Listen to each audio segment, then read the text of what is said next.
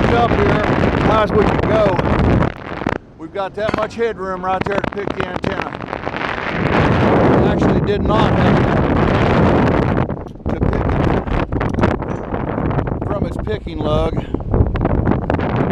had to go one way down in the antenna. We're actually picking it 16 inches low.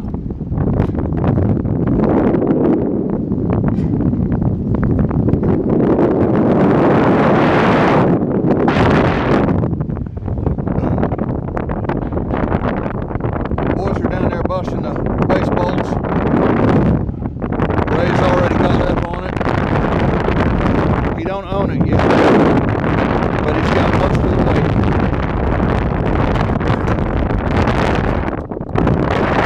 Over here,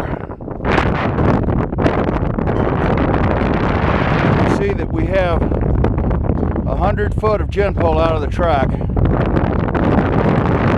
The skids, bottom of the pole, are all the way up against the track.